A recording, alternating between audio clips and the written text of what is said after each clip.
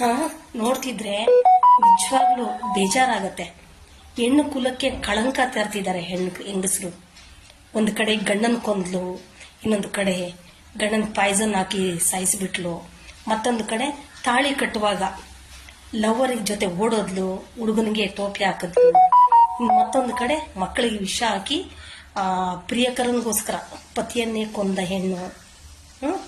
ಮತ್ತೆ ಎಲ್ಲೋ ಟ್ರಿಪ್ ಕರ್ಕೊಂಡೋಗಿ ಅಲ್ಲಿ ಗಂಡನ ಕೊಲೆ ಮಾಡತಕ್ಕಂಥ ಒಂದೊಂದು ನೋಡ್ತಿಲ್ಲ ದಿವಸ ನ್ಯೂಸಲ್ಲಿ ವಿಚಿತ್ರವಾಗಿ ಬರ್ತಿದೆ. ಹೆಣ್ಣು ಮಕ್ಕಳಿಗೆ ಏನಾಗೋಗಿದೆ? ಏನ ಮಾಡ್ತಿದ್ದೀರಾ ನೀವು? ಹೆಣ್ಣು ಅನ್ನೋ ಇದಕ್ಕೆ ಕಳಂಕ ತರ್ತಿದ್ದೀರಾ, ರಾಕ್ಷಸಿಗಳಾಗ್ತಿದ್ದೀರಾ, ಕಚ್ಚಡಗಳಾಗ್ತಿದ್ದೀರಾ. ಯಾಕೆ ಎಲ್ಲ ಹೆಣ್ಣು ಮಕ್ಕಳಿಗೆ ಹೇಳ್ತಿಲ್ಲ? ಈ ಕೆಲಸಗಳು ಮಾಡ್ತೀರಾ ಕಚ್ಚಡ ಮುಂಡೆಗಳಿಗೆ ಹೇಳ್ತೀನಿ.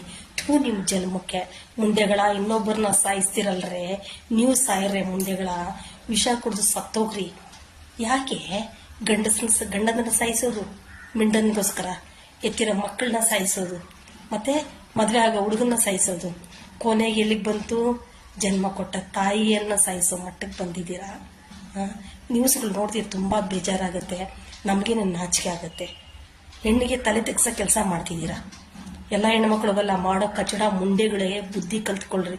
ನೀವು ಸಾಯಿರೇಲೇ, ಯಾಕೆ ಎಲ್ಲಾರನ್ನೂ ಸಾಯಿಸ್ತೀರಾ? ನಮ್ಮ ಸಮಾಜಕ್ಕೆ ಯಾಕೆ ಈ ಕಳಂಕ ಆಗಿ ಬದುಕಿದ್ದೀರಾ?